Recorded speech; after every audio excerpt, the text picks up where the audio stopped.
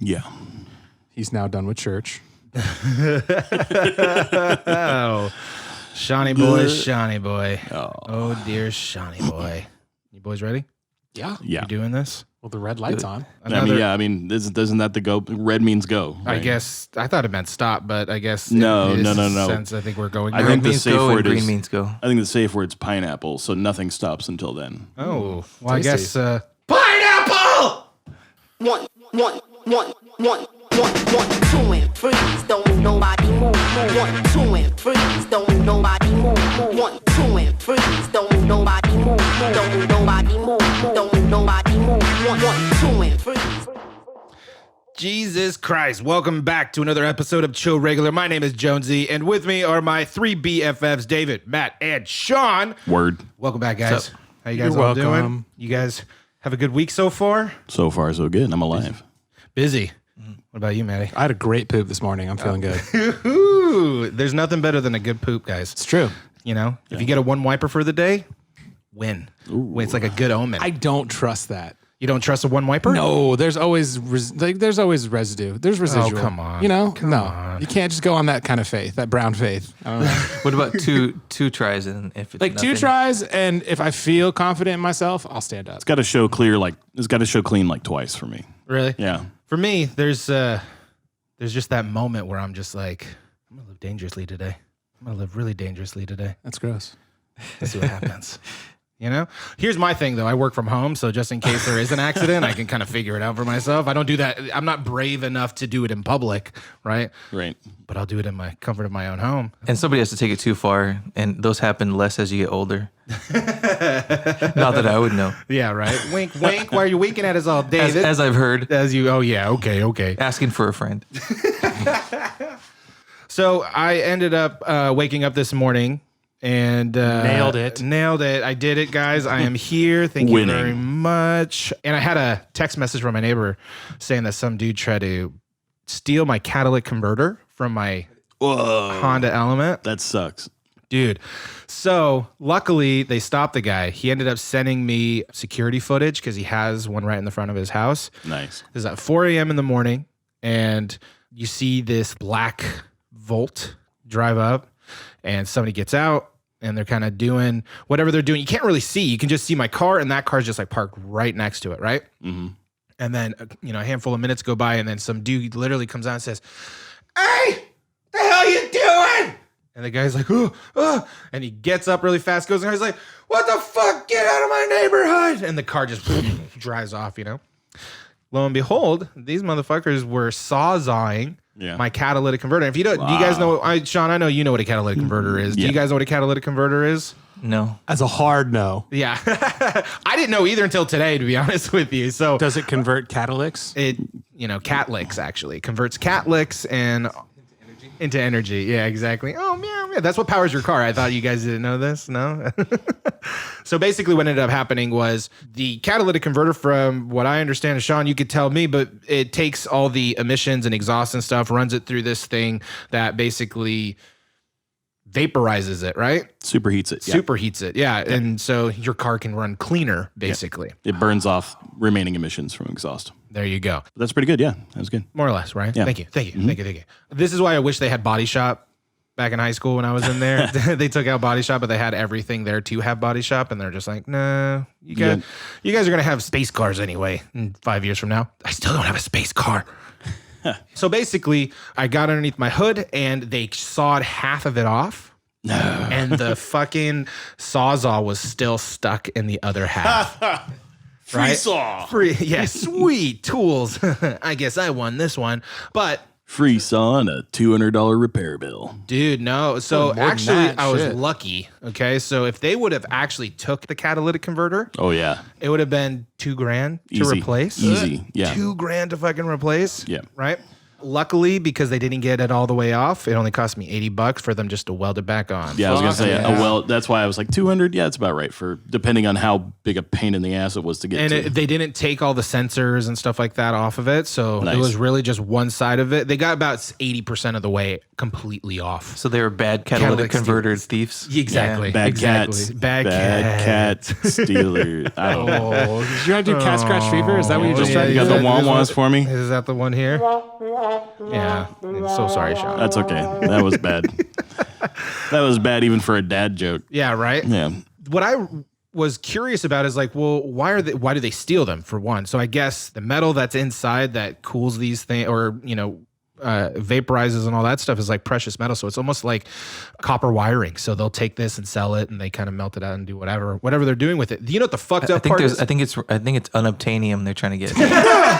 Oh my God. The fucked up thing, by the way, about this whole situation is, you know how much money those things sell for? Once you steal one, they sell for like $35. What?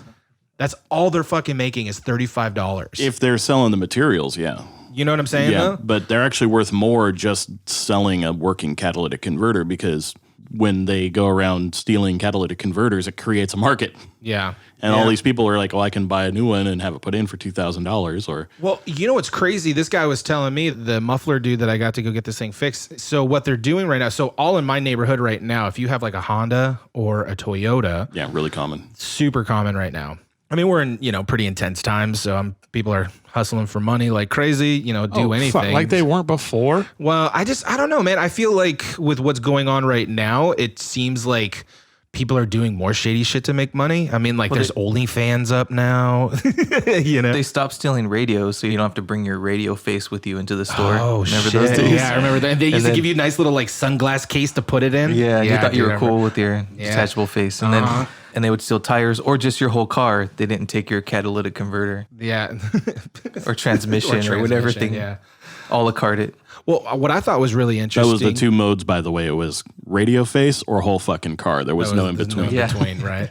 You knew what the thieves really wanted, Right. The thing that I found really interesting was what they're doing right now is there's certain cars where you can't get aftermarket catalytic converters. There's only the OEM manufactured ones, and those are the Right. most expensive. So what these motherfuckers will go do is they'll take it off of a car, know what the car is, wait a couple of weeks until you get it put back on, and then go steal it again. This dude had a guy in there twice already for the same fucking thing. Oh, that's rough. So Isn't that somebody, fucked up? so That's somebody has fucked. to go out there and invent a catalytic converter lock. There you go. I don't know how you could do that, or at least some sort of sensor that basically tells you, yo, somebody's stealing my shit, Like someone tries to steal it, just self-destructs.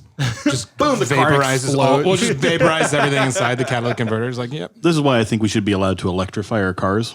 That way, when somebody touches it, it just shocks the shit out of them. Yeah, and then you have a bunch of dumb, drunk college kids touching catalytic converters. Being like, can you do it, Timmy? I dare you. Put your dick in. We'll find a way to put our dick in it. I promise you. We do that. Like, we are We'll good at find that. any way to put our dick in something. I promise. Whatever.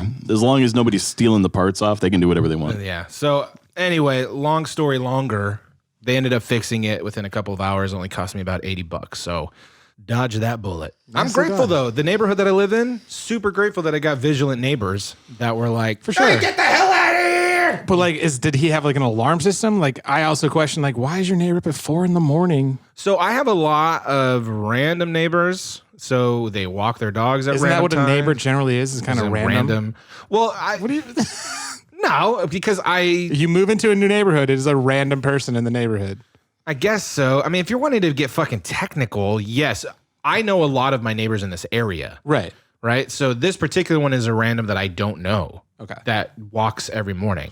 So it's either he was walking or he heard the Sawzall going off Oh, nice. that early. I could imagine it Because being it heard. echoes right on that street because we have those buildings and everything. And so. some camera systems actually like notify you when there's like motion detected, and you can look on your phone and see what's going on. And if you're hearing, that'd have been loud as fuck. And this place is an echo chamber. Exactly. So you probably could have heard it like the next street down. And I'm stoked because my front neighbor, dude, is super, super like security guard of the neighborhood. Somebody farts on the side of the street. And he's just like, who did it? What's your name? Who Maybe he just likes farts. Maybe. Because like somebody farts and he's like, is that how that went? Does he know this is what you say about him? I hope so. Can you drive without your catalytic converter? It's not like critical to driving, is it? Right. So I was able to drive to the place. I mean, it's not good for you because all the emissions and stuff are basically getting thrown out, and it's loud. Yeah. It's so loud. It sounds like a go-kart. So it's like fucking up your. It's in line Basically. to the muffler is what it is. So like your engine spits out fumes and those go through the exhaust pipes, and along that chain before it gets to your muffler is the catalytic converter. Some vehicles I think might do it afterwards. But mostly what will happen is if somebody tries to steal it or succeeds in stealing it is now there's just open air exhaust and engine noises that aren't muffled by anything. And then people who like put together like Rice Rocket Racers and stuff like that, they'll delete the catalytic converter so that it gets like more airflow. Oh, really? And then it just ends up looking like shit and sounding like shit. Is that why they sound like they're farting down the fucking street? That's part of it. Yeah, dude. I've heard these little rice rockets cruise down the And way. they've And got they're like, and they've got like black shit all over their bumper. oh yeah. That's because those emissions aren't getting burnt off anymore, so they're just sticking to your paint job, making it look like ass. Well, there you go. But they're meant to be fast, not good looking. So There you go. Well, that was my morning, gentlemen. quite the morning. It was quite the fucking morning, man. All I wanted to do was go grab a pumpkin spice latte and go watch people at the beach, but I had to deal with that today. Oh, that's right. I'm so sorry that day was ruined. I How forgot. basic of a bitch day is that? You know what? That's what the universe basically did. They're like, oh, I know you're going to have a basic bitch day. You know what? Let's make you do some manly shit. We're gonna save Fix you. your car. We're going to save you. Damn you, Zeus. So I'm happy that it wasn't worse, though, because I would hate to spend that amount of money. For sure. And the irony, too, is that my car's not even worth that much at this point. No. Getting your cat stolen would probably, your car probably. Yeah. It's like it's a little less than half of my car. Yeah. That could potentially total your car. Exactly. Yeah. I feel like my insurance would have just been like, Just get another one. Yeah, Just I go mean, find something else. It's not covered. yeah. They never cover catalytic converters. Ever. Although I heard if you get full coverage, they'll cover it. Yeah. I think we don't have good health insurance, but we got good car insurance. It's California. Dude, if something on me, Yeah, it's California, right? if something on me breaks, I'll like duct tape it to my side. If something on my car breaks, that shit needs to get replaced. My baby, I gotta get you fixed up. My car has better insurance than I have ever had in my life. That's what I'm saying. My car has way better insurance. My dog has better insurance than I do. Well, Bo is a national treasure, so there's that. That's so there's true. that. Yes. Exactly. He's gonna be an animatronic dog when he passes. Just put his sheath on a robot. Dude, when my dog dies, I already looked at him and I said, look at me. This is what's going to happen to you. I'm going to stuff you. And you're going mounted on that fucking wall over there. And Are you seriously going to taxidermy? Hell Bo? yes, I am. Wow. 100%. I'm going to taxidermy Bo, and I'm going to taxidermy my cat. And then I'm going to put a voice box in that motherfucker. So when people come by, he's going to bark and she's going to meow. Oh my God. I don't know if I'm going to come over to your house after that. That's Why? just weird, man. not That's weird. totally weird. It's kind of weird. I don't To know. me, I also don't go to wax museums though, so It's not weird, dude. Here's the thing. I'm not going to get another fucking dog. You know what I why? mean? I There are don't know. plenty I of dogs who want love and attention, not And one that I don't is- want to give it to them. I gave all my love and attention to one fucking dog and one fucking cat. I don't want to do it all over again. walking into Gary's house, you hear like bark, bark, woof. Bark. Exactly. It's I'm just like, Gary's voice Bo. on a and on the a best voice part box. is And just have it remote control. that's exactly what I'm saying, right? That's the best thing stiff. about it. Yeah. You ever seen those robot dogs that you get when you were a kid? You know what I mean? That's basically what Bo's gonna be. You know what I'm saying? This is nightmare fuel. And then just be like, stay. And then he's like a good coffee table afterwards, And, Oh and my that- God. And if I was a thief, that would scare me more than a regular dog. right? Because it's not really like a woof woof. It's like a It's like, what Woof. the fuck is that? No, it's. I would be terrified that Woof. it's like this dude is willing to like stuff the person he loves, the animal he loves. What is he mean- gonna do to me? I'm out. I would not wait around to see what happens there. God, Oh, man. he'll stuff you. Right. Yeah, he'll stuff me and then, text him. Did I just go into Leatherface's house? Buffalo. What was it, Buffalo Bill? Yep. Would you stuff me? I'd stuff me. Oh, God. So there's some interesting news that's been popping around this week. Since we're all in the entertainment industry, gentlemen, Quibi, I don't think we talked heavily about it last week, but Might as well do the sad trombone now. yeah. Have a soundboard for that. I don't know which one it is You on this just soundboard. hit it earlier. Thank you. Great. Yeah, I'm here for you, buddy. Thank you, Bub. So for people that don't know, we should describe what Quibi is and then what happened to them. So let's be honest. Quibi was basically a shittier version of YouTube. What's it closest Network to? version of YouTube. They tried to make shorts, but then connect it to like a series. So like it'd just be like 10-minute they'd be like shorts. 10-minute episodes. So this is what the business model was basically. And I actually loved the idea coming right out of the gate because I love short films. You guys all know this Yeah. about me. I make short films. This is my fucking thing. I fucking love them. However, this concept was taking the web series approach and creating like 10 episodes, 10 minutes a piece. So Quibi stands for quick bites, right? So go to it, 10-minute episodes, and you can just So watch them on the it's fly. sort of on the idea that the attention spans are getting shorter. Exactly. And but also people like episodic things that they could talk about with their friends. Exactly, right? And it was so they raised 1.2 billion 2 years ago. And it was run by Jason Katzenberg, who was he worked at DreamWorks, right? And then Michelle something, I can't remember, but I think she worked with YouTube. I mean, not YouTube, sorry, Yahoo. Anyway, so Heavy hitters. very, very heavy hitters. They were able to get a shit ton of money from their friends in Hollywood, I think, and they went after it. And I think the concept was solid. But what did they do wrong? To me, I have no idea. Marketing. It could be. Their marketing was off. It could have been marketing, but I started following them from the get-go, and I was still getting stuff in my mailbox. but you already- I never went to it. But you already are predisposed to like that kind of content. That's true. The That's average schmuck doesn't know anything about that kind of stuff. Sure. You know? And also, like 3 years from now, some kids in their garage could make a Quibi type thing, and it'd be totally successful and overshadow That's all true. other media. That's true. I mean, I think never know. One of the other big things too is that like, Netflix, Hulu, they will have their own material, but they're already kind of known for it. Like they invest in something early on, and it becomes like their flagship. Quibi had something with Liam Hemsworth and Christoph Waltz that was like Hard Target-esque. I couldn't tell you a single other show they had lined up for that. Yeah. They had nothing to offer. Well, why would you go see this if it's like they have nothing really valuable? Yeah, that's a really good point, because here's the thing for me, like I loved the idea of this platform, right? And when I was getting the shows that were going to be on it, there was not a show that popped up for me that I was like, I'm going to go pay $7.99.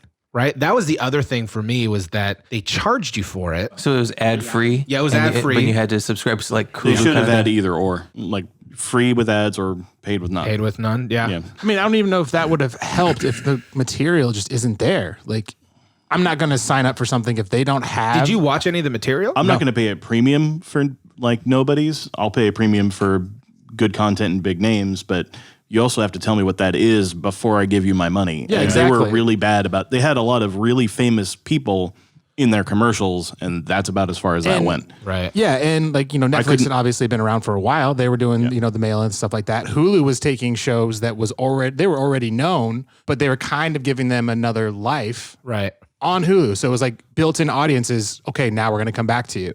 Right. Quibi did nothing. They didn't stand out in any way, and the material was shorter. Yeah. Like, why would you pay if you can pay $4 or $5, however it is, for like a Hulu subscription? I don't know how much it is, honestly, and I have one that's stupid. We know now it's not yours. so- Right? No, 'cause it you're is not paying mine. I for just it. don't keep track of any of my fucking money. I'm terrible with my money.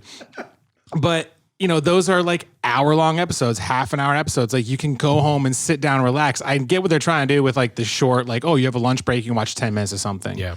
But you're not going to go home and watch like 10-minute episode, go to the next one. 10 minutes. It's just you don't have time to relax before it's already over. Right. Did they have like documentary type content, or did they buy any licenses, like any old shows? That I'm not aware of. So they to make had, the episodes fun. some documentary stuff. They had a lot of reality TV, which I'm like, But you can get it for free on YouTube.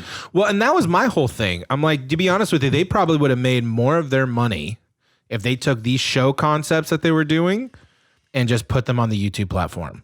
Even if they built their own platform for it, made it free and just, earned the ad revenue, I think it would have been a much better concept. Yeah, and I think so. more sustainable, and more people would have partaken of it.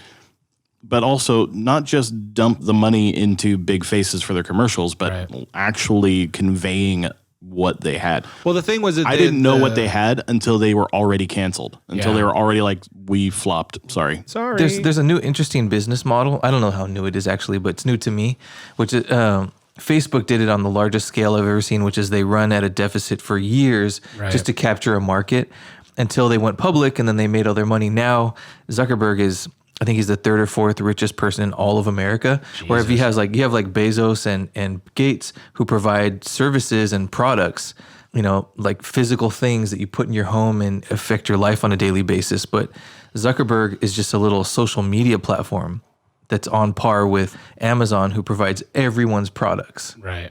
That's crazy. Yeah, that's an interesting. But if Quibi, like if they could just exist for, I don't know, X amount of years, get a foothold and just run on a deficit I guess they'd have to pull people away from YouTube. From YouTube, yeah. That's the thing for me. What shows did they have? So the ones that popped up that I remembered was they had who's the lady that's what's his name? The musician, All of Me Loves All of You. John Legend. John Legend. Thank you. Right. So John Legend, his wife had a show where she basically was like a Judge Judy. Right. And so they would do like this Judge Judy type of reality show. They had the show with like Liam Neeson's that son or whatever. awful, by the Liam way. Hemsworth. Thank you. Liam It wasn't Liam Neeson's Neeson's son. My bad. Yeah, and I absolutely agree. That show with whatever her name is a judge sounds stupid as fuck. And that was the stuff that was getting marketed to me. There was only one show that I almost jumped and said, you know what, fuck it, I'll give it a go. Which Anna Kendrick did a show. I can't remember the exact name. The doll. The blow up doll. Yeah, exactly. I thought that was interesting. If they would have led with that, maybe it would have garnered more interest. Maybe, well, yeah, demographic though, right? Like we kind of had the same type of humor in that sense. So maybe it was just something that was more appealing to us. But that was the closest thing that almost got me to jump ship. Yeah. But then I was like, That just doesn't have enough. They don't have a wealth of material to really choose from. I think that platforms like this that have been successful in the past usually stuck to a lane. Like I've seen, those little like YouTube channels or websites that would crop up and they'd have like animated shorts that were like, a minute long per episode or 2 minutes long per episode. Do you remember Ninja? Yep. That's a great example. It had a huge, relatively speaking, huge following. It was insanely popular. They didn't have enough people to produce it, and other things came along. Makes me think of Liquid Television. They just Or Rooster did Teeth. MTV. Yeah, they just did like tons of different types of cartoons, just developed by a bunch of indie developers. Yeah. And just some took off. Like Aeon Flux eventually became a movie. Yeah. What a shit movie. Yeah. Well, for me, it's tough to compete with taking eyeballs away from YouTube. If you're going to have short, snackable content like this, right? These Quibis, if you will, going to be tough to pull away from people going directly to YouTube and wanting to watch content like that. Yeah, to try to take on a juggernaut like YouTube with a similar setup in terms of material length is not an intelligent move, because YouTube is producing their own material, obviously the YouTube Red or whatever it's called, which I haven't signed up for and will not sign up for. But they've been established. They've been around for so long. Yeah. It's like, who are you, new kid on the block with nothing to offer? Right. Other than a couple of maybe good shows. Maybe good shows with some high class names. I don't know. Wait, they have to offer the thing you never knew you always wanted. That's true. And But you- that's hard to find, right? That's Especially really in this hard to industry. develop, You yeah. don't know. Well, You don't know. when we're completely flooded with content anywhere and everywhere. Yeah. How are you going to set yourself apart? What makes you get my time? I mean, that would be a good or my money? to have in general, just like for another In any episode. business. Yeah, I mean, it's like, how do you stand out nowadays? Like, what does it take? But as a platform, you got to you got to throw a bunch of stuff at the wall and see what sticks until you have your Breaking Bad or whatever it is. Yeah. Well, and the thing is they try to take a traditional Hollywood model and find a way to create YouTube style content. I think from they like a tried. web series. Did they intellectualize it too much or not I don't know enough? if they intellectualize it too much. I think they just try to put too much Hollywood into it. I think they tried to bridge a gap Sure. between YouTube and Hulu or Netflix. Yeah, 100%. And because of that, they weren't just fighting one juggernaut; they were fighting two. Because Netflix content and Hulu content's getting shorter too, so it's becoming more consumable. What was the monthly fee? $7.99. That might be too high for entrance. Definitely. Yeah. $3 a month, Starting out, I maybe. think Yeah. it started. I think it started at $3.99 for like your introductory month or something like that, and then it jumped to $7.99. They shouldn't have charged at all. They should have Yeah, just like free sample, try it Get out, people tell us hooked what you somehow, think. and then 90 days free. Go. ratchet it up. Yeah, Yeah, that's not bad. Most people, that's where a lot of things And get that- you, that is that would've- people forget that they've it's already signed there. up for something and then it takes it. And Well, You know what and always for fucks me is when they go, we're not going to charge you for 90 days, but we still need your credit card. right, and that's how they get you. It's and I'm like, like, you're going to okay, cool. forget about this Yeah. unless you're really, really like on top of your shit, which let's be real, 2020, no one's on top of their No shit. one, literally. No, it should have just been 90 days free trial. Here you go. And we'll start charging people who want to continue using the service later. Yeah. You And know? then I think and that would have caught people's attention because nobody does a 90-day free trial. yeah, Nobody. That's a very good point. And then they like, oh, I get a ton of this thing I would normally have to pay for. I'll check it out. Just thinking about it, like with YouTube, a lot of those are just like standalone episodes from my knowledge. Like from things I watch, they're all standalones. Like there's not a much larger universe. Not all of them. Like there are definitely shows that do that. But to try and say, hey, look, we have this show that is like a serial show, but you only get 10 minutes of it, that gives you such little time as a viewer to get to know the world, get to know anybody. And That has then to be just stop 30-minute segment shows, hour-long shows. That has been kind of ingrained in us. Of which we'd get about 20 minutes with commercials and stuff like that, you know? There may be little segmental breaks, but the show itself is still one episode in a 30-minute chunk. Sure. So to try and say like, you get 10 minutes and then you have to wait for the next I'm one. gonna disagree with you real fast. Okay, think about cartoons, right? We grew up in an era where cartoons, they're 30-minute episodes, but in those 30 minutes, The Warner Brothers cartoon. Animaniacs is what Right, I'm thank referring you. That's to. what I was thinking. well, yeah. and I'm a Nickelodeon guy. Like, Which is coming back, by the way. I'm so love excited. Nickelodeon. oh my God. there were usually 2 segments in that 30 minutes. Right. Who are they marketing to again? What was that age demographic?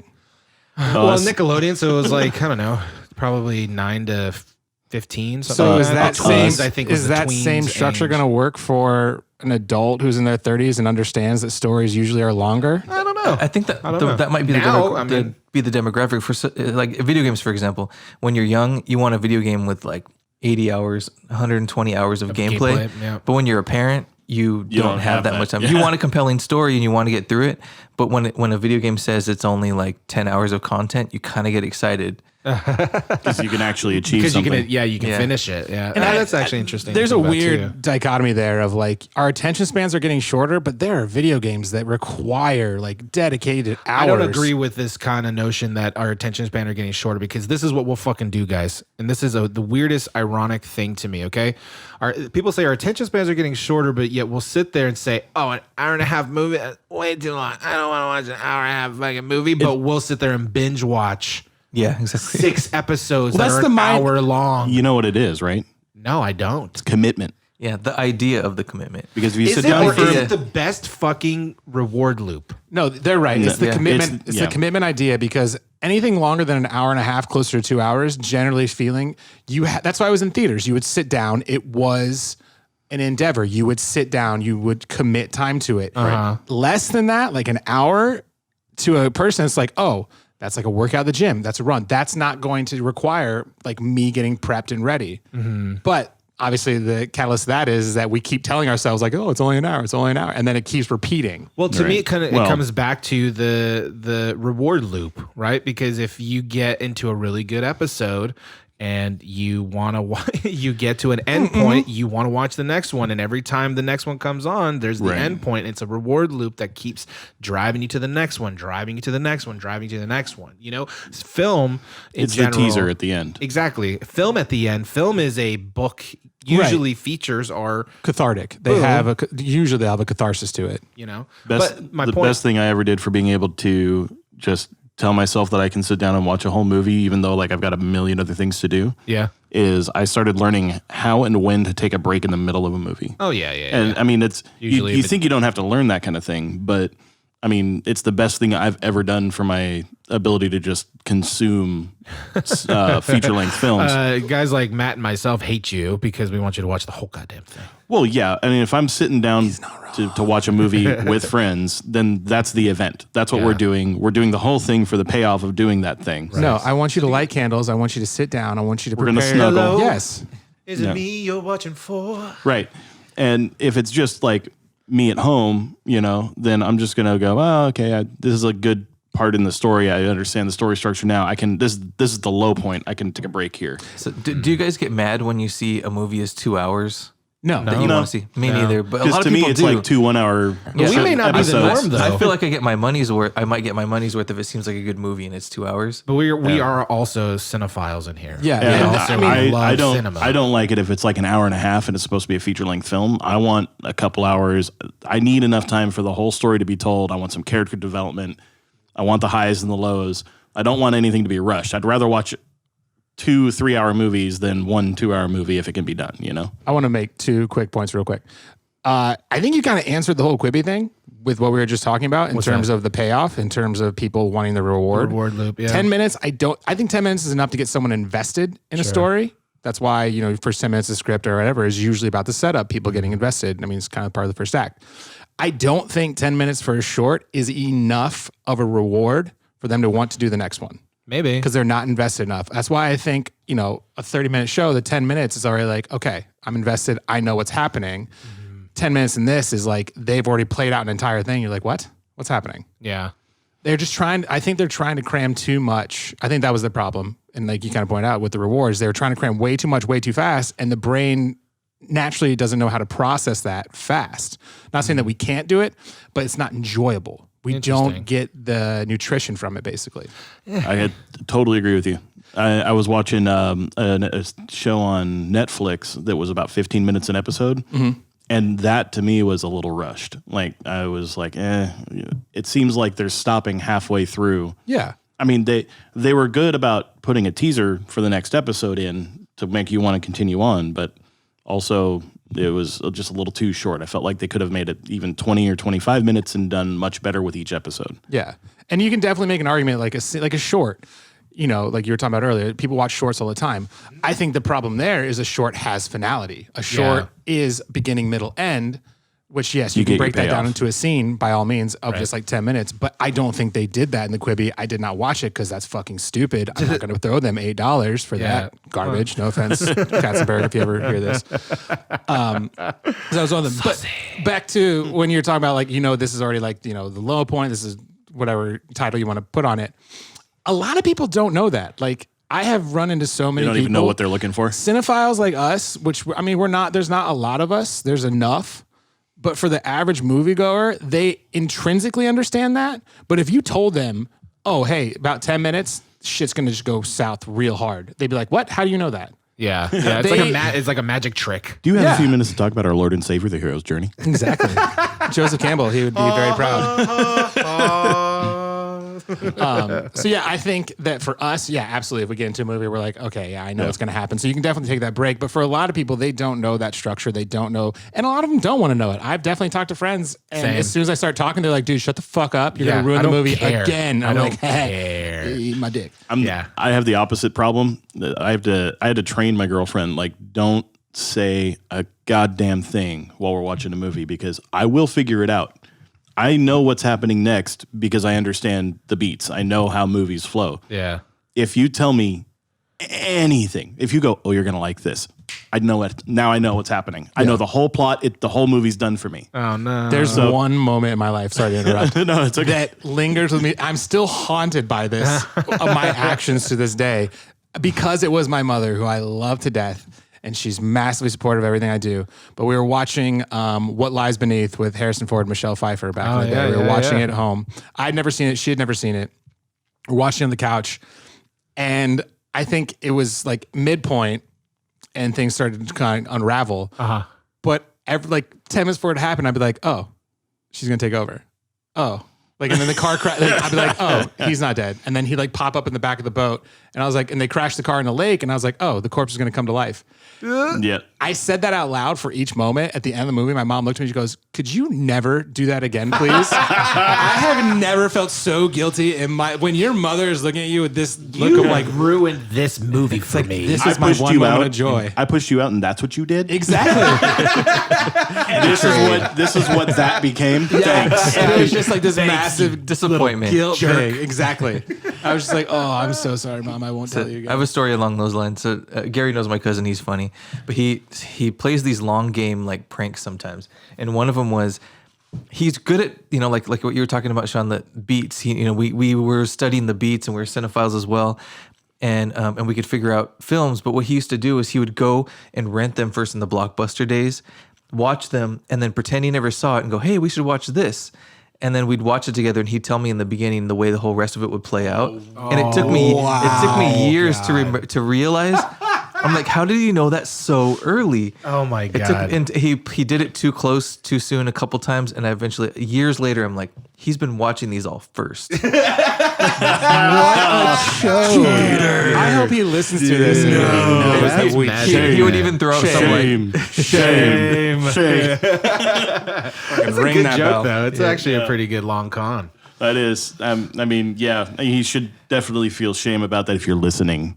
Yeah. We know who you. Well, at least one of us knows who you are. Well played, actually, on my end. he would even throw out like false herrings, now and then. Red herrings. I love it. Yeah, my girlfriend at least pretends that she appreciates it when I guess something. She goes, "Oh, that's so clever." I don't know if she actually likes it, but she at least humors me. When I go, oh, I know what's happening next, and I'm right. And she's like, oh, wow, that's pretty smart. Oh, wow. Okay. She's probably just being very kind. I don't know if this happens to you or anybody else. When I'm watching a movie with my girlfriend, I can pick out plot points. She is so much better at picking out body language and dialogue and picking up. And she'd be like, oh, he's cheating on her. I was like, excuse me? Yeah. I was like, what the fuck? How do you know that? Yeah. And I'm blown away by that. Like, as someone who's watching this, like, I should be able to pick that up. And I'm so focused on structure, I'm not picking up on these little details. Well, and it's very funny because for me, I watch movies probably the same way your girlfriend does. I'm paying attention to action. Yeah. Right? Every time I'm paying attention to what's happening in the scene, where they're standing. Body language is huge, right? Yeah. Eyes, how their eyes are moving. I can actually, going, what? I can tell you the things. exact movie. Sorry to interrupt you again. I do that a lot. Jesus Christ. I don't care. We were watching The Descent, the Neil Marshall cave dive movie with the all-female cast. And in the opening, when I saw it in theaters, I didn't put the plot twist together until like later on when it was revealed. In the opening, as I'm sitting there with my girlfriend and she's watching it, and the girl, the one the husband's having an affair with, like gets out of the inner tube, whatever the fuck it was, and like they look at each other. Kelsey looked over at me and was like, "Oh, they're sleeping together, aren't they?" I was like, "What the? How did you know?" Like that took me at least 45 minutes into the movie. Jesus Christ, that's do good it acting too. Then yeah, well, it's not only just the acting; it's also the way that they sequence the shot sizes, structure. It was literally he just helped her out of the raft. And there was like a split second where they made eye contact, and that was it. I never saw it the first time. I still struggle to see it, to be quite honest. You gotta wonder because sometimes. You're calloused. Your heart is calloused. Because I've caught moments like that too, and my girlfriend's gotten very good at catching the cues for the plot the way I do. But like sometimes you gotta wonder, did the director or the actors go into that scene and do that thing because they're in their character and they're having that moment? Is that deliberate, or did that just happen and we read into it and we just happened to be right? Oh God, that's a fucking rabbit hole. I sit there and I watch movies. Like, was the director that good? I'm expecting every scene to be a setup. What is that a setup for? What did they just foreshadow there? Yeah, constantly. Yeah. One thing leading into the other. I mean, I can't remember the director that I was studying, but they basically said like, I really didn't think about it that hard. Like people are like, oh, when you did this with this thing and that. Paul Thomas Anderson. It was he's notorious for being like, I know my shots, but then like I'm not implying much. It's like I just like how this is set up and exactly framed. I'm stitching this together the way I think it feels good. And that's what I'm wondering. Like, who's putting that together? Is it the director putting it together with his team? This is my Is thing, it the actors putting it together because they're in character, or is it us putting it together because I think it's an amalgamation of things. We know what's coming because we've seen these stories told before. Well, I think it's, like I said, it's an amalgamation of things. I think great directors are very, very good at creating composition and pacing that allows one shot to lead to the other, that kind of inform tone or, those types of things. Then you have actors that understand the material so fucking well that they're going from scene to scene, kind of getting into character. Telling the story through the character. But you also got to remember that we as people are meaning-making machines, right? Oh, yeah. So you get what I'm saying? Yes. So we'll find meaning in things that have zero meaning. Totally. Right? Yeah. Or at least meaning that was never inferred, right? We will create it right out of thin fucking air. Films to me are very, very intentional. Just how I've studied them. Or they should be, and they should be, right? The ways that I've studied them and all those types of things. Obviously, comedies and things like that, sometimes they're not super intentional. Great ones are very intentional on what their pacing is, color, art direction, composition, music choice, I don't all that stuff. Want to take away from the topics we're going to be talking about, but really quickly, who do you think top directors will go around the table for that? Who do you think is someone who's like just at the top of their game in terms of visual composition, storytelling, all that? Ooh, oh man. You say fucking Christopher Nolan, get out of the garage. No, I mean, I'm not going to shit on him. He's a great storyteller. He does very well. He just loves exposition dumps. They're just entertaining. Because he's a very intellectual person. Like he's on a different level. I will straight up say that. Yeah. I mean, we can spend a whole nother podcast talking about Tenet, but I won't do that on this one. I think I don't want to. For me, I'm a big, if I'm looking at camera, right? If I'm looking at that type of artistic expression, for me, it's really either the Coen brothers do a really great job with that, or Paul Thomas Anderson. Nice. I think Paul Thomas Anderson, one of my favorite all-time movies is Punch Drunk Love, and I think the use of the camera and the framing and the composition in that fucking film is phenomenal. And it infers so much of what Barry Egan's going throughout the entire fucking movie, that if you just watched a frame of that movie, you get fully who that character is in the moment. You know what I mean? And I think that, to me, is very masterful. Yeah. I was going to say Coen brothers. I think at the top of their game right now. I would say you can just pick out one time where a director maybe got lucky and like, oh my God. Yeah. I mean, M. Night Shyamalan, what a piece of shit director. But here's the thing. He's not a bad director when he actually does well, but he has done way more shits than he has done good. Well, it feels like he got a little lucky early on, or he ran out of inspiration. This is, dude. All right, if we're gonna fucking talk about M. Night Shyamalan, look, I got you, boy. That's like a whole episode. I got you, boy. Just listen to this, okay? To me, M. Night Shyamalan is one of the best setup payoff storytellers, in my opinion, and I'll tell you why. One, obviously, for me, what's the movie? Sixth Sense. Sixth Sense. Loved it. Loved the payoff. If you didn't know it was coming, I think it's a really interesting fucking movie, right? That payoff is like, what? That's fucking crazy, right? That's probably one of the best modern payoffs, I think, in a mainstream film. To me, I think it's, yeah. Of course, then there's the controversy behind that, which has everyone heard that? What happened behind it? No, we didn't. Ruin it for all of us. Thank you, please. I touch dead people. Is that the controversy? That it very much is. No, so he was giving notes at the time. He was a studio reader for a little bit as well. There was a script that came across the desk that he read, and it was almost similar setup and payoff where this guy was a photographer and he didn't realize he was dead until the very end of the script. Okay. Ooh. M. Night read that one, and if you compare the two scripts, there are eerily similar setups and payoffs. I mean, it's the guy tried to sue M. Night because did he win? No, because the stories are so different. But I think it's proven with the follow-up movies that he's done. Okay. I think that, After Earth, terrible movie. I love the fact that the studio did not want to advertise that he directed it. If you go back and watch trailers, he's not mentioned at all. Okay. Last Airbender. Horrible. Yes, Wrote and I directed agree. that one as well. I agree. Look at Lady in the Water. Look at. I'm going to tell you right now. I agree with you. Later on, his stuff was not very good. His first few were decent. I think Sixth Sense, Signs, I'm on the fence about. I think there's a lot of good in there, but I think there's a lot of, he crosses too many genres. I'm okay with that. This is the thing. It's like great stand-up material. Okay, think about it this way: you're doing a joke set. You're spending years writing a 45-minute to an hour set, right? And what happens is you're just gonna have to. You're only as good as your last performance, Right. right?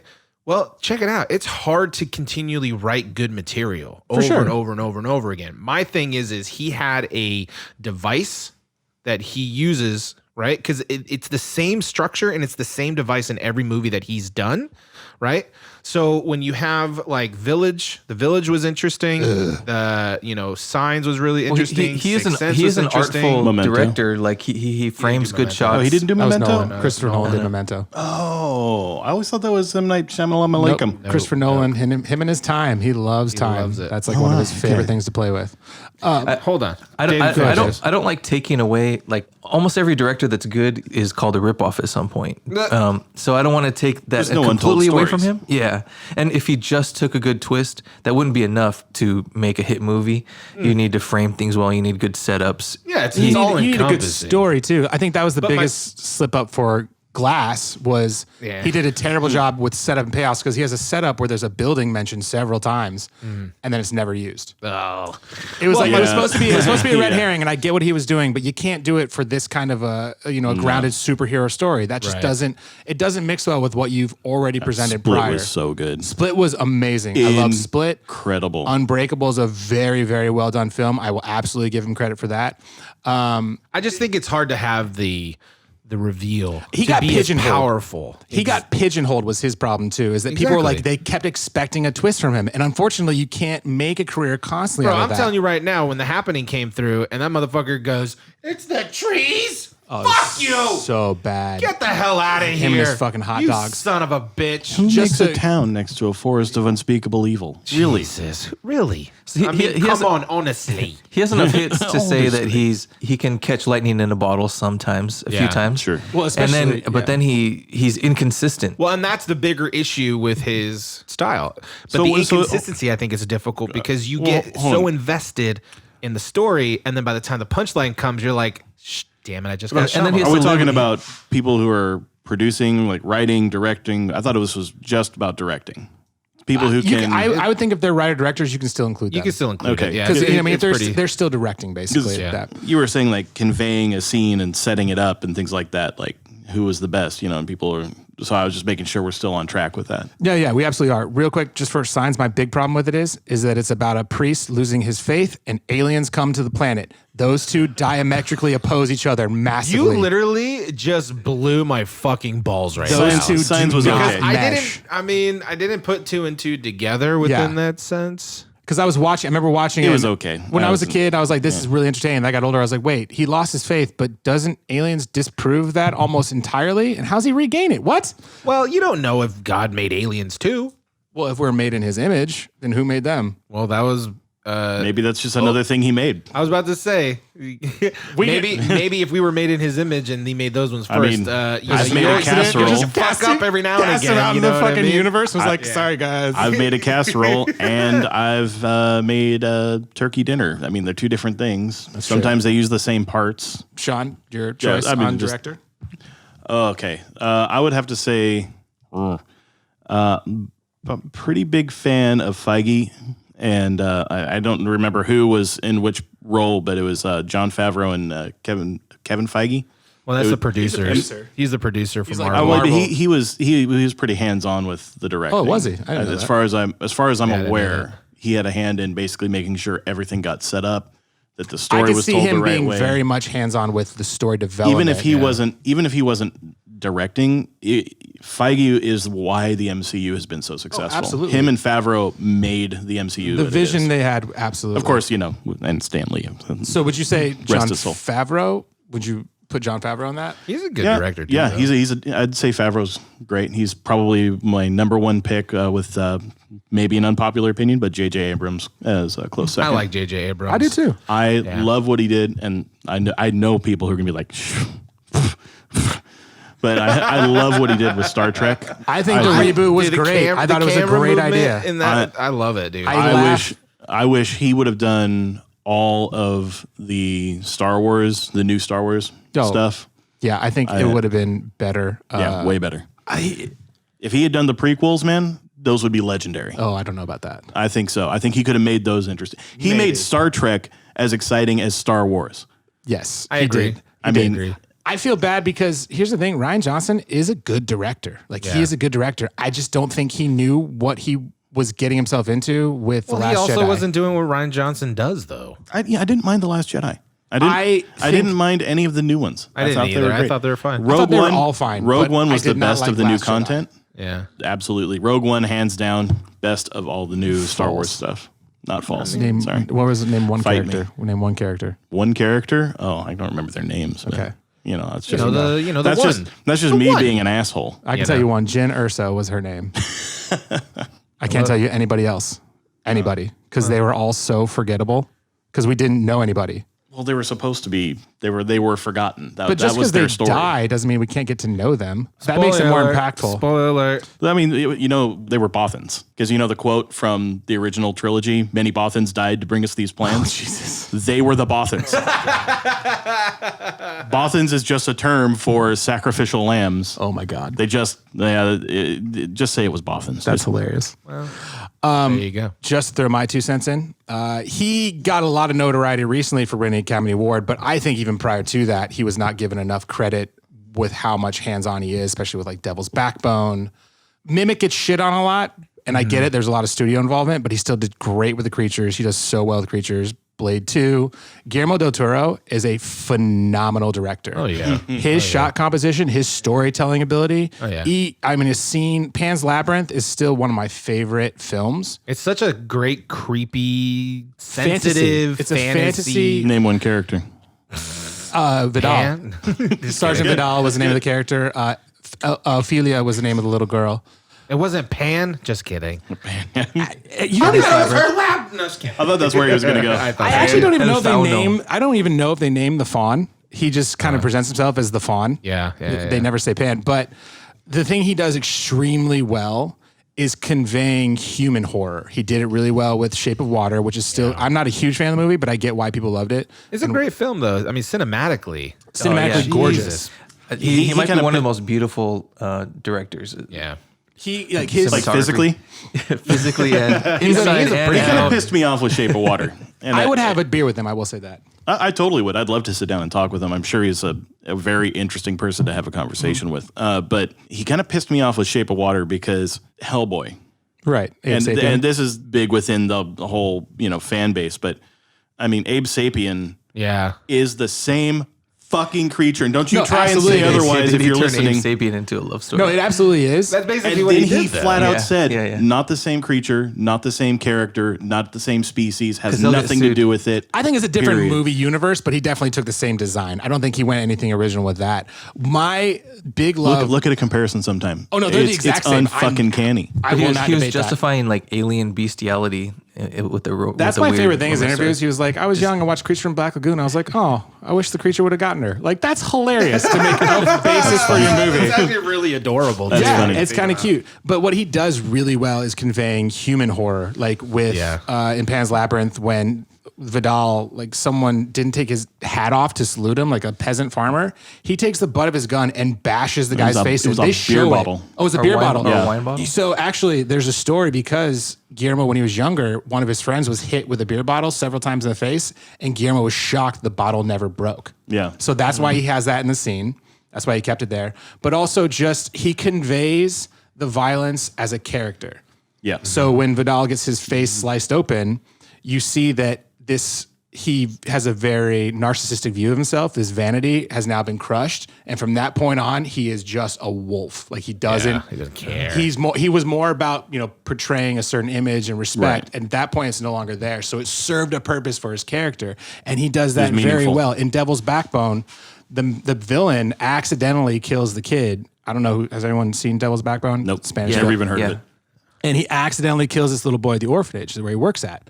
And instead of taking ownership, he freaked out and then he threw the boy into like this little water well, whatever it was. And this ghost haunts him. But you saw this humanity and this accident this person portrayed, and then this slow degeneration of this villain, quote unquote, as he's driven mad by it all. Like he does such a good job of conveying it with picture, and it's just phenomenal. Crimson Peak was a misfire. I'll go ahead and say that right now. Not a good movie. Amazing visuals, but I was a little disappointed with the pacing and the story. But you know who I felt was as closest to Guillermo del Toro is Jean-Pierre Jeunet. Nice. Amelie and Yeah. City of Lost Children, Delicatessen. Yeah, because it's the camera feels a little more surreal. And he almost kind of does the same thing that Del Toro has admitted, which is fairy tales for adults. Yeah. So I could put a lot of Jean-Pierre winning Jeunets in formula. the same category. Yeah. I mean, ultimately, that's what we all want. I can literally We all hear want. the fucking film nerds right now, though, like on the other side of the world, being like, "What having about Denis hemorrhages. Villeneuve? Shut the fuck up!" All of his movies, besides like Sicario, are boring as fuck because he lingers so fucking long on scenes that he doesn't need to. I mean, Blade Runner 2049. Fuck me. Way too long. I don't know. Arrival. I actually beautiful movie. He enjoy fucking stood on scenes way too long. See, that's And I think he's gonna fuck up Dune. Thing. I think he's gonna fuck Dune. Mostly because that story doesn't need to be told anymore. Tell it to my wife. She just listened to the book on tape. I mean, it's like 30 hours. It's a long ass book. She loved it. She's actually really excited to see it. I feel like they're going to do the same thing they did. Like when we were talking about the World of Warcraft movie, they're going to do the same thing they did with that to Dune, where they're going to try and cram in as much info as possible. You think so? In too short a time, and you're just going to end up with a bunch of really great scenes that aren't strung together properly. He has said he's going to split it into 2 movies. It's been a miniseries before. Dune should be it should be a TV series. It should be a TV series, to be honest. But oh fuck yeah! If you watch, they have a that'd side. be the next Game of Thrones. I was about to say that would be totally only better. Great. But if you watch, they have a side-by-side comparison of like the old 80s version trailer versus his version. It's the same fucking trailer. It's like, are you kidding? Do something. It's like taking Gus Van Sant's it fucking just looks Psycho. better. Yeah. remake, oh my God. That was a fuck. That was so bad. You want to know how to piss Matt off. There's actually, I was sad because Gus Van Sant directed Sea of Trees, which is a great script by a guy called Chris Sparling. He did Buried with Ryan Reynolds. But my big problem with it is that Gus went on record as like, yeah, we would just like roll a dice and whatever it came up, that's the angle we would shoot. Like they had it set up so like a number would represent how to shoot it. And that's how he did it. What? Yeah, he would just like randomly pick a shot. He'd be like, yeah, let's just put it over here, see how it looks. I kind of feel like that's brilliant. I mean, maybe, but I'm right there with you. Because has anyone seen the movie? But do you know of the movie? I don't even know who you're talking about. But I think that would people who would pay attention would be like, why did he do this? Why did he do that? And like analyze it forever, just driving interest. Potentially. I mean, I felt bad. The movie did not portray. The script was really heartfelt. Looking back on it, it's probably easy to see some of like the clues. Yeah. But the execution of the movie just felt very droll. It was just kind of there. Matthew McConaughey was in it. Did Van Sant do the remake of that vampire film? Was it Let Me In or what was it? Oh, Let the Right One In? Yeah. No, he did not. That was okay. Oh shit, Matt Reeves. So he's going to be directing Batman, the new Batman with Robert Pattinson. Oh, he directed the remake. Pop quiz. What do you guys think about Robert Pattinson? Wait, is this a quiz or is this just like an Patterson? opinion? I don't think this is a quiz. Pop quiz, hot shot. What's your opinion? Pop quiz. Pop. He looks good to me. I like the suit. I like the concept trailer they put out. You know, with the footage they have right now because they've only shot like 20%. So the funny thing is, supposedly rumor is that he COVID happened. They had to stop the filming, and he came back on set big, like he had gained a bunch of weight, and they laughed him off the set. Not literally, but they basically go home. The first day Pattinson? at set, Patterson, the first day on the set, they said they sent him home, and they said, you have to lose his weight before we can start again. That's ridiculous. Awesome. Way to That's go, funny. you lazy bum. He like A lot thought of he could people get away with it. And a lot of people were like, "No, not the Twilight kid. Oh no!" Yeah, no, but he's actually a good reinvented actor. himself. Yeah, he really has. well. reinvented recently. nothing. The only bad thing he ever did was Twilight. Well, like everything else I've seen him in has been fucking gold. Well, you know, Heath Ledger was known for he was an independent actor, A Knight's Tale. and did some. Before that, Which he was I thought was great. I thought A Knight's Tale actually was fun. highly he entertaining. started off on a soap opera in Australia, and then he made some cool independent films, and then he got brought to America and was put in like 10 Things and Knight's Tale, all these like chick flicks. But I knew he had done some good stuff earlier.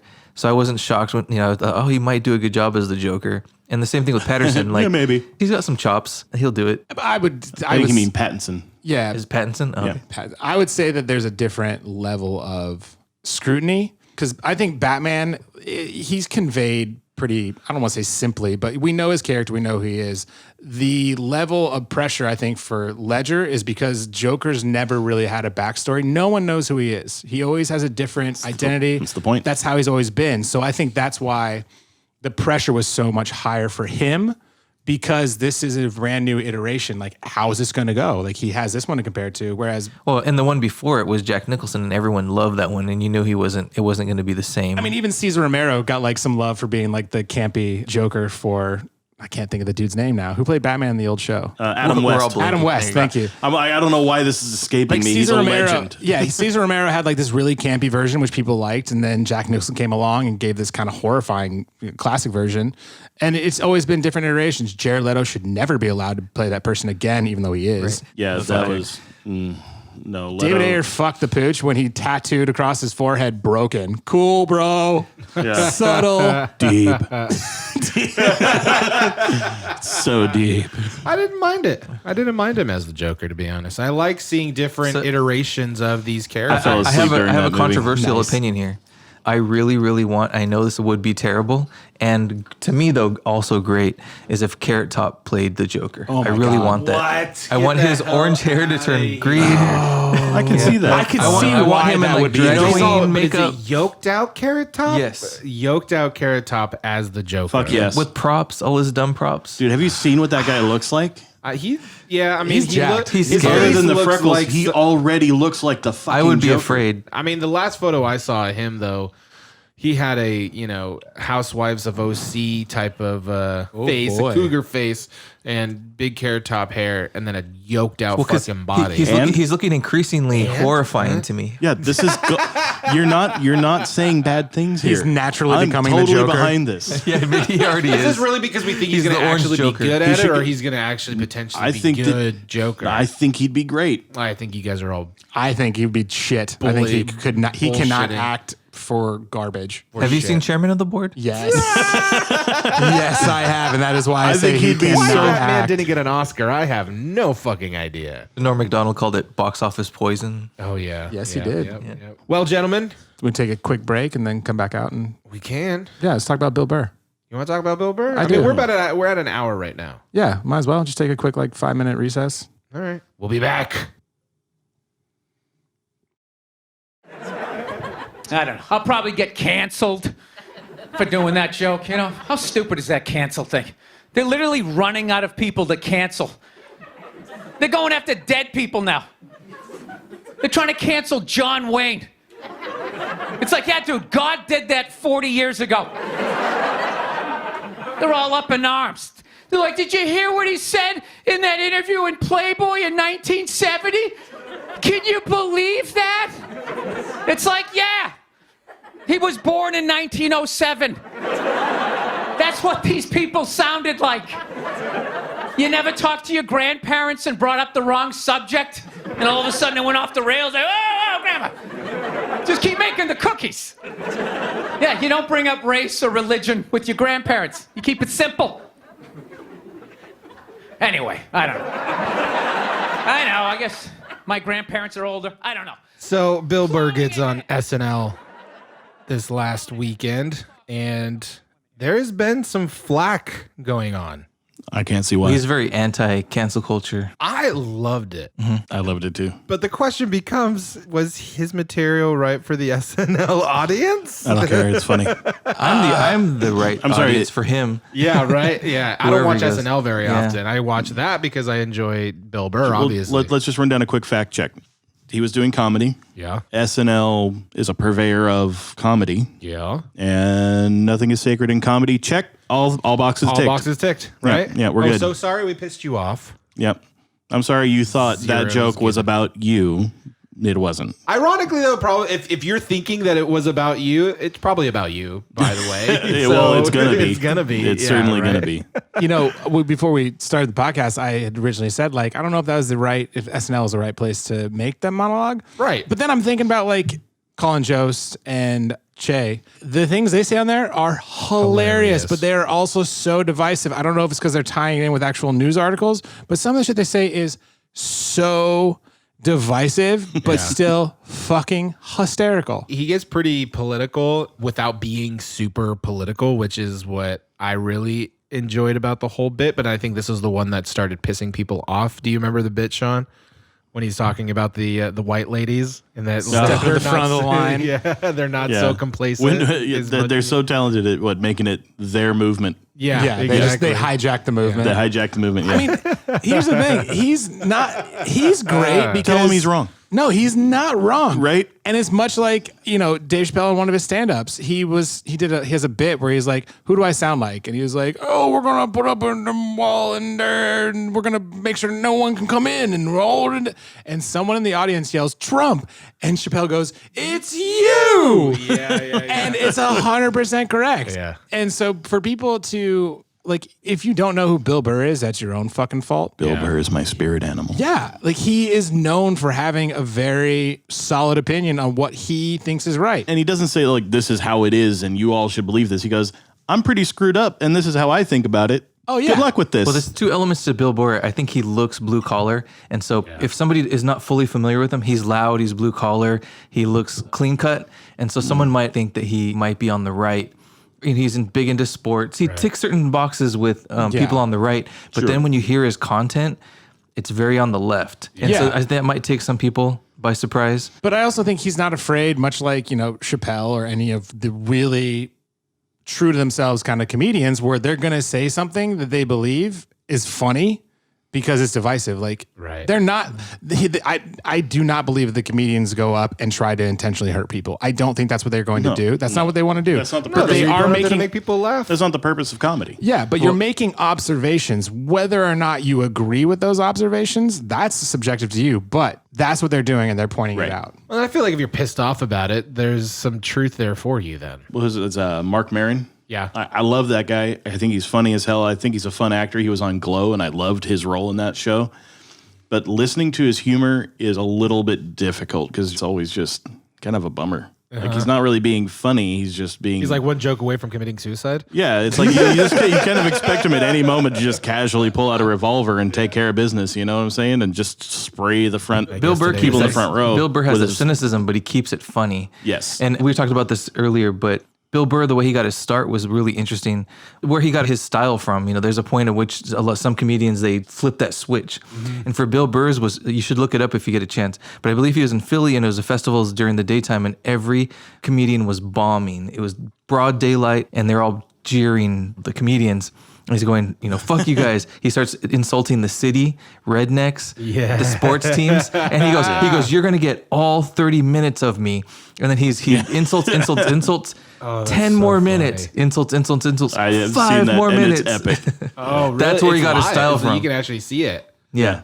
Oh, that's Yeah, awesome. Then he you're became pissed off guy. You paid for the ticket. You're here with me. Let's buckle in. Let's do And he this. won them all over. Well, that's yeah, fucking and funny. I think it's also because Philadelphia is such a, or just the area in general, like they booed Santa Claus. I think it was Pittsburgh actually. but like, what kind of city boos fucking Santa fucking Claus? Santa, and you're a dude. comedian, do you expect to get like some kind of special treatment? They're gonna murder you. Yeah, they're gonna boo Santa. It sounds You're like they go fucked. to an event to ruin the event to make it better for themselves. Yeah, basically, it's like if you give the mob the power, they're gonna take it. Well, and I've been to Philly, you know, and those guys, when I went to Philly, the first thing that I wanted to do, my bucket list was to get cussed out at in Philly. And to be honest with you, it's not that hard to do. Those people are like, already I've been here 10 minutes and I'm done. Hey, fuck you, buddy. And I'm just like, sweet. Well, check that one off. I guess I can go now. She's like, wait, what do I do with the rest of my day? I know. I was like, damn it, that was the only thing on the list. One of the things that I also thought was really interesting is you don't fuck with their Philly cheesesteaks. I almost got punched in the face while I was there because everybody tells you it's either Geno's or Pat's. Listen, buddy, you the guy, Pat's is the best, because it's like he's the best. You got the whiz, you got without the whiz, he's the best. No, man, fuck you. Pat's the fucking best, man. And I'm just like, all right, I'll try both of them. But do they have Philly's best there, or is that just for us? Yeah, that's just for us. Yeah. Out here, Philly guys are just like, this is not the best. Anyway, so I try both of them out, and first thing that comes out of my mouth is, this sucks. Yeah. One of the guys literally looked at me and goes, the fuck did you say? Yeah. I'm like, I mean, this is not that good. And they're like, oh, you don't think this fucking cheesesteak is not that good? And I'm like, it's really not that good, man. And he's just like, well, what do you think's a good cheesesteak? You better not say Pat's. And I'm thinking to myself, I'm like, all right, this is going to go one of two fucking ways. I'm going to say Pat's. I'm going to say Pat's. I'm literally thinking, I'm like, well, fuck, dude. All right, do I get punched in the face or do I not? And then I said, fuck it. Jersey Mike's is better. Oh, wow. Oh. Yeah. And so did he draw? Did he draw down on you? No, he didn't. He didn't. I thought he was Was he bigger than you? Because you don't look like someone I want to fight with. Here's the thing, though. They got a bunch of dudes over there that don't give a fuck how big you are. They just, you talk shit on their cheesesteaks, they're coming after you. The saving grace was like, his girlfriend was basically like, he's from California. He's wearing shorts out in the wind and leave him alone. that type of thing. So I got away from it, but he was livid. So they're just very opinionated people. Very much so. Yeah. So, I mean, I don't know. Back to Bill Burr here. I think that comedy is meant to, in the words of a dear friend of mine, bring levity to an otherwise difficult situation. Sure. Absolutely. And I think that without that, I don't think we'd be this far as a society as we have come in the first place. Sure. Well, some comedians I would say are almost kind of modern day philosophers. Some of them. I agree. Absolutely. I feel like 100%. they almost have to be at this point. Yes. Like Yeah. Dave Chappelle is an incredibly intelligent human being. I Dave guarantee Chappelle, Bill Burr Gervais. is very intelligent too. He just comes. I think he Bill just Burr. portrays. He's portrayed some character so long he just kind of inhabits it. Yeah. I'm sure he's a very intelligent human being off like this like camera, whatever it may be. Earlier I said he was on the left, but I think he's more of a centrist actually, because the right used to want to censor people because they wanted everything to be Puritan, but now the left, which was the haven for people like comedians a lot of times, now the cancel culture is coming from the left. Right. So Bill Burr is obviously against that and was saying that on SNL. I mean, it's kind of a damned if you do, damned if you don't scenario. So you're better off just making fun of both sides. 100%. I think that's the best route to take. It's like, you know what? If you're both going to try and crucify me, then fuck you. I'll crucify you with me. I kind of feel like Bill Burr's on Bill Burr's side. Like, I don't really think he doesn't really subscribe to anything except what he believes for his own reasons. Which is how it should be. I feel like there's a lot of comedians who don't. Jim Jeffries is another great one. That's a different topic, but I think he does the same thing. Like, he'll just rip on everybody. He doesn't care. It's like... Oh, and you said earlier that comedians, they're good people and they want to make people laugh. And that's very true. Also, they're trying to see what they can get away with, some of them. Well, I mean, pushing that envelope is to. part of entertainment. I mean, think about the original comedians. They had to basically go up there and make fun of kings and hope they didn't get their heads cut off for it. Fine line.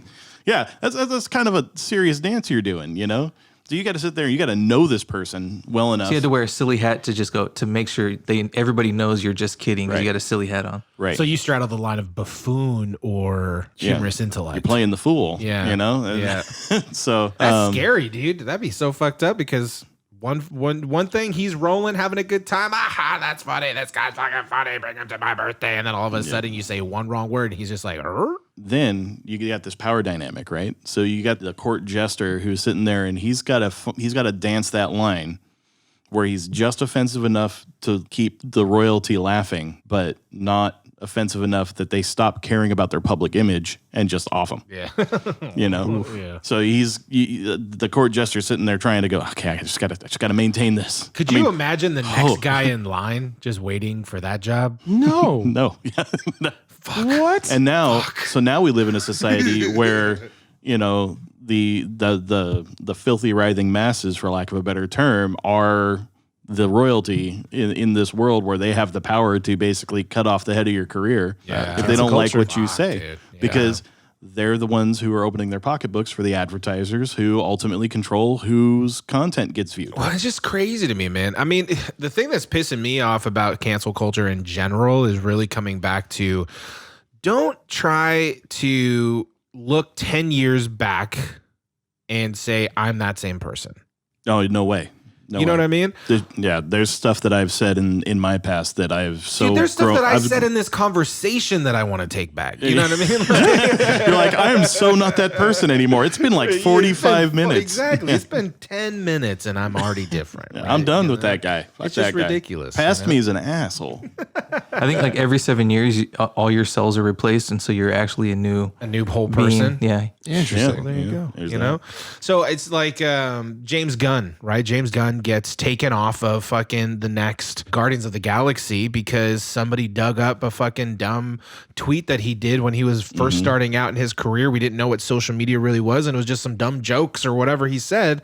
I mean, granted, it's like, why would you share? First and foremost, why would you share that? But Right. whatever, you know. Also, if you knew, Figuring it out, I guess. if you I never could knew for never- sure you were going to be big one day, and you're just saying Exactly. some bullshit trying to get some I attention. could- Exactly, Yeah. right? You're like, oh, wait, somebody's going to listen to me? You know, like, well, this is stupid, you know, that type of thing. But they cancel his ass, right? He ends up getting fired from Disney, and then Disney's over there being just like, well, let's try to wait this thing out. And they ultimately bring him back, right? Right. After all this stuff. Because the entire cast was like, screw you if you think we're doing this without him. I don't even know if that's really the reason, but I hope it is. I hope they'd be like, no, fuck you. No, I know Dave Bautista went on record. It was like, I'm not going to do this movie if James Gunn's not attached. straight up. He was one of them. Okay. Yeah. Well, and I think to that end, it's just it's those types of things where people are digging so deeply. Could you imagine to Guardians find. without Drax? No, it'd be No way. terrible. And you couldn't put anyone else in that role. It's kind of hilarious though that now he's, he wrote Volume 3 whenever that goes into production, but he's also doing DC now too. He's doing The Suicide Squad. He's doing the sequel to Suicide Squad, which blows my mind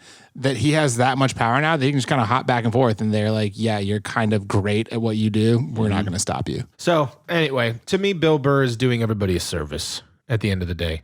You know? Yeah, well, I think he says a lot of the shit that nobody else is willing to. Much mean, like who goes on much like the SNL? Chappelles and the fuck goes and on even SNL? Joe Rogan when he's doing his skits. I Right. mean, It's not just Bill Burr, but also like Seinfeld and Louis C.K. A bunch of comedians are saying it's weird. The turn started happening like maybe 8 years ago or less, where they would do college tours and the college students started getting offended. But college students used to be where you can go to say anything. the most screwed up stuff. And also, they had no weight. They couldn't complain and change like, who the change fuck are everything. you? But nowadays, like you said, the audience is the king.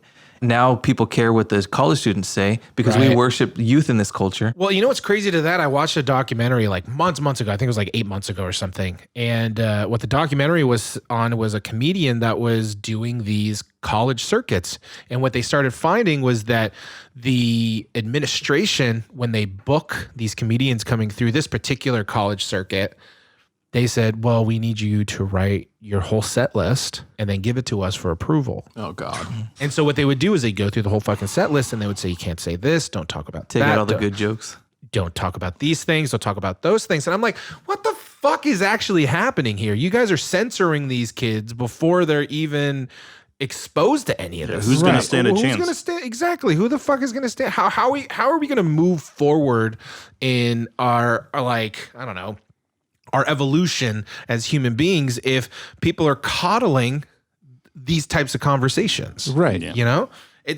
When I watched that thing, I literally wanted to fucking flip my goddamn table. And I don't, you guys know me. I'm not a very angry guy. I'm a very emotional guy, an excitable guy, but I don't get angry. That Yeah. fucking thing pissed me off. No, Like, I literally understandably got so. so fucking pissed. It's the wrong kind of censoring. Like there's Yeah. some Right. things you should, but like comedy has always kind of been this bastion of like we are able to disassociate. Like, yes, we get these are jokes. You may say something offensive, but as a person, as a human, you should be able to be like, that's funny because it shines light on different things. Nowadays, it's just everyone wants a reason to be offended.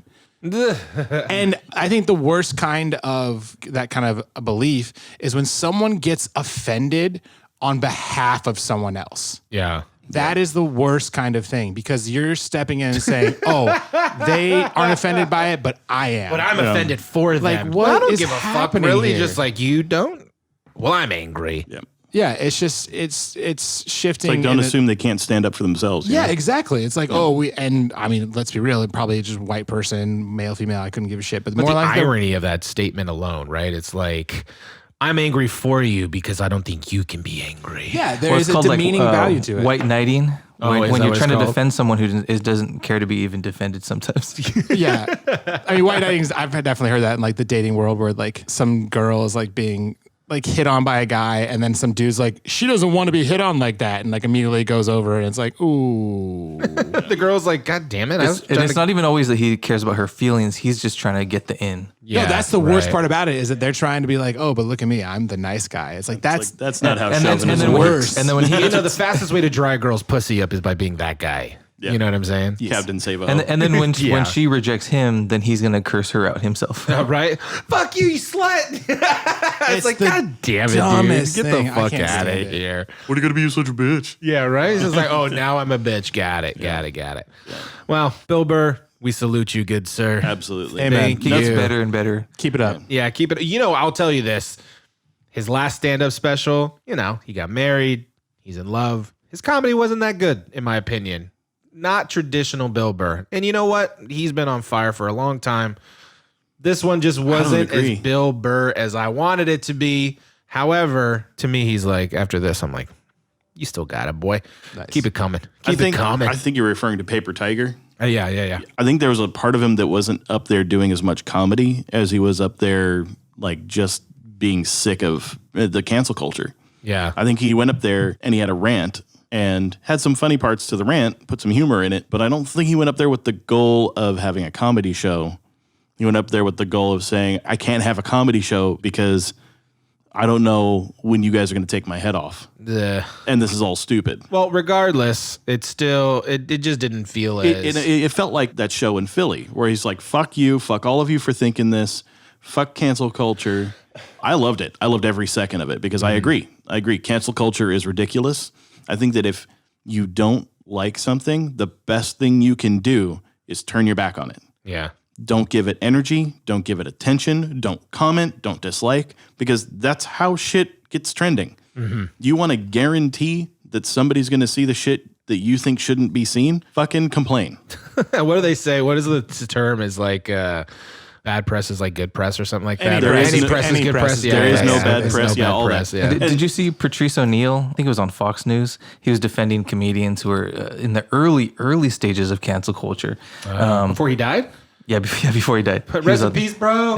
He's so good. He said that the good and bad jokes come from the same birth, and the attempt to be funny should be defended at all times because Well played. Yeah, that's truth. Yeah, that's a good fucking point, man. Yeah. He was such a comedian's comedian too. So The ultimate comedian's comedian's comedian. And I think that this is the shitty part is that people are complaining about the kind of things that are being said in humor. And like I said before, it's how we as a people have advanced ourselves. We've gotten through some of the toughest shit by laughing through it. Yeah. Take something difficult and make it funny. And it just makes it a little less shitty. Yeah. And that's the job of a comedian, is to help us really progress through shit Yeah. and find a way to laugh through all the stuff we got to deal with. Right. And feel like we're not all that different. We can kind of relate to one another because we can all find the humor in this. Yeah. I mean, for me, I think comedians do a great job with, like, the laughter to me is the byproduct of creating something. I think it's the purpose. In some I don't weird think it's way- just a byproduct. I don't know, because I think stand-up has evolved from just knock-knock jokes, right? So where Street they're humor and one-liners. where they're progressing, in my opinion, is that they're giving us an opportunity to look at something that is ridiculous. And it's not just about laughing at it, but it's also just bringing enough levity to it so that you can absorb it, right? Sure. It's not just Helps us about the process. laughter. Exactly, right? The laughter when you're, if we make jokes about, us being chubby idiots, but we're doing Who's we? I mean, come on, bro. I have enough for both of us. Don't worry, I'll share. Yeah. Thank you. My goodness. If we're doing jokes along those lines, but we do it in a fun type of jovial way, Sure. we're like, ha ha, that's kind of funny. But then it allows you to take a beat and go, oh shit, they're actually kind of right. Mm-hmm. You know what I mean? There's something that imprints differently from that perspective, and it allows us to open up our brain a little bit more to take in rough subjects like that. Sure. You know what I mean? And laughter is an easier way to get those types of messages across. And that's why I think I love stand-up so much. Well, I think laughter is like I said, I think it's the point because it is exactly the thing that helps us cope with difficult shit. Yeah. And if you want to start frying things, if you want to start roasting, everything has to end up on the frying pan, including the comedian themselves. Of course. Yeah. Oh, yeah. Self-deprecation is a very valid form of humor for a comedian. And if done right, it's really great. If done wrong, it can be pretty sad. It's just sad. This is why, like I said, I love Mark Maron, but it's like I can't. Yeah, can't. I just can't sometimes, man, because he just kind of makes me bummed out. Well, and to be honest with you, this is what this podcast is. Hopefully, it's not sad. He's very cerebral. Yeah, but I can't. Like I said, Bill Burr is my spirit animal. He's my favorite stand-up comedian of all time, and I mean, I put him above greats like Jack Black. Lewis Black and Jack Black. But he's not a stand-up. Yeah, all the blacks. So above Gervais and Chappelle. Yeah. Dang. Yeah. I would say they're all in the same room together. I don't know definitely. if I think they all hit on different things. And the other thing too, another good point is these people who are getting offended by these guys and what they're saying are like, oh, I can't believe they said that. It's so insensitive. They don't even care. It's like, do you have any clue what the fuck a comedian doesn't say? Right. All the shit that you're hearing, you got to believe there is a complete trove of shit that they are going, that's too far. Yeah. Oh, absolutely. And they'll be the first to tell you, like, if you ever watch that Seinfeld show, Comedians in Cars Getting Coffee, like they talk about this. And a couple other comedians have brought this up too, where, and I do love Gervais, by the way. One of my favorites is Daniel Sloss. Have you seen his stand-up? No. Actually. Daniel Sloss, young dude, fucking hilarious. He says the most not obscure, but like he'll just say whatever's on his mind. He doesn't fucking care. But he has a skit where he talks about like he has a bunch of comedian friends and they all have a text chain. And he's like, one of our friends' dogs died, and so like they all started sending him memes and making fun of it. Daniel Sloss was like, I made the perfect one. It was a picture of this dude and his dog, and then Thanos snapped, and the dog fades out of the picture. Oh, no. I mean, that's how they were razzing each other. But that's how they cope. And at the end, like one of them was like, hey, man, we love you. We're really sorry about lost your dog. We just wanted to bring a smile to your face. He's like, boys, this is what I needed. Like, that's how they respond. That's just their culture. And it's a different mentality. Yeah, absolutely. And it's a good one, I think. It's healthy. It's a good coping mechanism for things that you can't really, like you said before, you can't really process it or put into words. Comedy is a great way to compress it. What if you got something that is just a shitty thing? It just is what it is. You can't stop it. You can't fix it. All you got to do is trudge on until it gets better. Yeah. When I see someone get offended at a comedy show, especially if it's a really good comedian or a legendary comedian, it's like, do you even know where you are? If this is you paid for this ticket. Yeah, you bought a ticket. Right. Nobody informed you. You didn't go on YouTube. If that's too hard for you, go watch a magician. Go watch a clown. Find a new form of entertainment. Else, yeah. And don't punish people who get the catharsis they need from this by taking it away from them. Well, I'll tell you what, gentlemen. We're punishing a lot of people listening to this fucking Oh, God, today. Dude. So, yeah, by the way, if you disagree with anything we say, make sure you comment down below and hit that dislike button because we love that. Because we love it. It's delicious. Well, gentlemen, it's about that hour. Thank you guys so much for being here. Aww. Thank you. I know. And we'll see you guys on the flip side, bitches. Adios. Bye.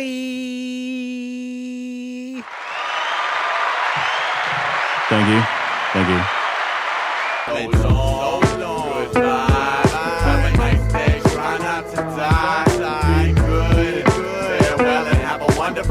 Try not to let your pretty little heart skip beats.